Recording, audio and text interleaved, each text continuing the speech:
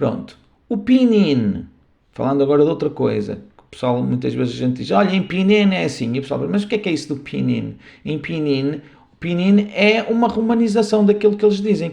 O chinês, quando escreve Chong, por exemplo, centro, ele não escreve Chong como nós escrevemos quando escrevemos pinyin. Escreve um caractere. Okay? Para quem está de fora e ouve e só usa letras, tem que passar aquilo para letras. Então é essa passagem, essa transformação de um som específico, de um caractere para letras, para que nós deste lado consigamos perceber. E não só deste lado, que o pinyin também é usado na China. Estão a ver? Então, por exemplo, quem começa a aprender chinês, como não percebe nada destes caracteres, começa a olhar aqui para cima para o pinyin. Por exemplo, aqui lês zhega. Ora, quem não sabe olhar para aqui e ler este zhega, olha para cima e o ZH, as pessoas fixam que em pinyin lê-se como se fosse zhega. Zhega significa este. Okay? Neste caso, esta, porque Changshe é cidade. Então, esta cidade. Zhega Changshe. Olha, quando a gente não sabe o que é que aquilo diz, vai à parte de cima e lê. Estão a ver? Então, isto, nos primeiros níveis de chinês, os primeiros dois, HSK1 e HSK2, utiliza-se o caractere com a romanização por cima, o tal pinyin. Okay? Depois, a partir do HSK3 já não há pinyin. No nível em que eu estou, eu já não leio pinyin.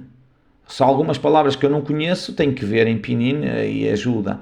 Mas os textos do livro da HSK3 já não aparecem com pinyin e eu procuro não ler o pinyin, porque se nós ficarmos agarrados ao pinyin, nunca mais olhamos para os caracteres. Okay? Então o pinyin ajuda no início, mas depois é preciso tirar. É como andar de bicicleta com as rodinhas. No início ajuda, mas depois tem que ser às rodinhas, senão a pessoa nunca mais anda de bicicleta. Percebem? Então, basicamente, é isso. Então, isto aqui é o pinyin. Por exemplo, quando a gente escreve o nome do presidente chinês, escreve Xi Jinping, mas os chineses não escrevem assim. Os chineses escrevem com estes caracteres que estão aqui ao lado. Estão a perceber? Xi Jinping. E é assim com o Li Xiaolong, o Bruce Lee, eles não conhecem por... Eu lembro-me de estar na China em 2002, a primeira vez que lá fui, e perguntava se eles conheciam o Bruce Lee. E os chineses diziam que não. Eu diziam, não conheciam o Bruce Lee, não pode ser. Obviamente que eles conheciam o Bruce Lee, não conheciam era por Bruce Lee, e eles conhecem por Li Xiaolong. Ok? Li Xiaolong em mandarim, Li Xiaolong em cantonês. Claro que a gente escreve por Li, L, E, mas eles não escrevem assim, não é? Então, este é que é o pinyin. O pinyin veio substituir outro sistema que era o Wade Giles, que os portugueses às vezes dizem Vad Giles, mas isto deve-se ler Wade Giles, que era a romanização anterior.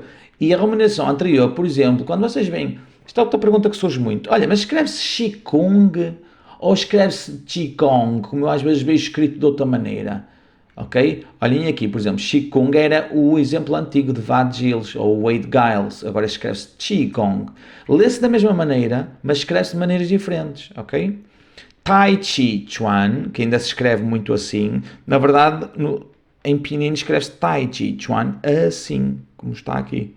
Okay? E agora o da direita é muito mais usado que o da esquerda, mas alguns, como já vinham a ser escritos assim há muito tempo, manteve-se. Okay? Mas o correto é isto, como por exemplo, Pequim, Beijing, vocês vão ver Beijing, que é o mandarim, é o pinyin para Pequim.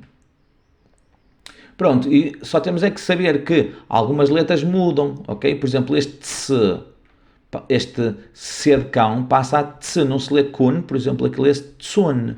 O H lê-se como se fosse um R, estão a ver aqui o R? Então lê-se Hai, como Shanghai. Hai é mar, Shang é acima, então acima do mar. Shanghai, estão a ver? Então, e por aí fora. Então tem que saber que, olha, o ZH não se lê Zong, se lê Zhong, centro, como linha de central, ok? Zhong. E por aí fora. E depois temos os tons, e pronto, estas coisas já começam a complicar, mas isto é só para quem está a aprender chinês. Só quero que vocês tenham uma ideia disto. São os tons. E os tons de facto complicam muito porque nós não temos estes tons, pelo menos desta maneira, em português. Então o chinês tem o tom, o número 1, número 2, número 3 e número 4. Ok? Então o primeiro tom é o tom lá em cima. Por exemplo, ma, Se fosse o tom número 2 era ma. Se fosse o número 3 era ma. Por exemplo, cavalo, ma. E ma. São coisas diferentes. Ralhar, ma. Olhem aqui, por exemplo, se eu disser mai. Mai significa vender. Mas se for mai, é comprar. Até os caracteres são parecidos, estão a ver? Este só tem esta coisinha aqui em cima.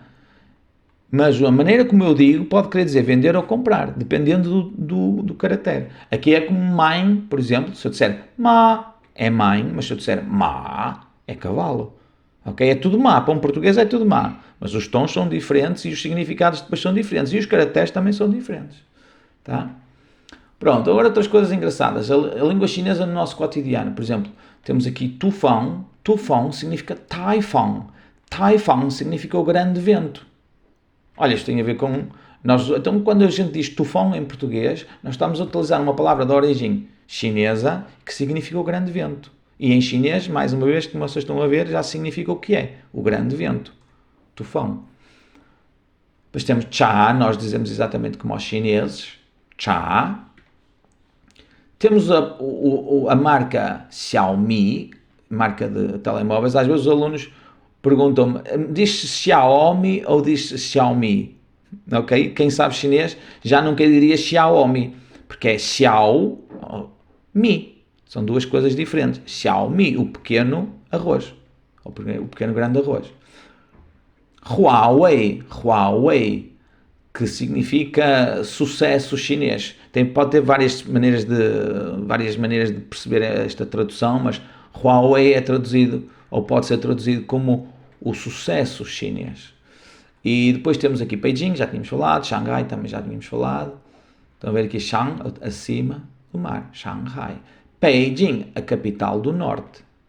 Pei significa norte, Jing, a capital. Eles também têm Nanjing, que também já foi a capital chinesa, e Nan significa sul. Agora, a língua chinesa no Wing Chun. Isto é interessante, esta parte que interessa mais a quem faz o Wing Chun, não é?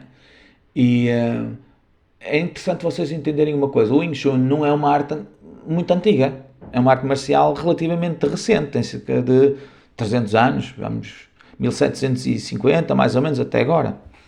Portanto, a maneira como ela foi concebida e até os nomes que foram dados aos movimentos já são muito diferentes daquilo que era noutras artes marciais até então. E algumas até depois dessa altura, ou a partir dessa altura, também mantiveram o tradicional, mas o Wing Chun nesse aspecto inovou. Em que aspecto é que inovou?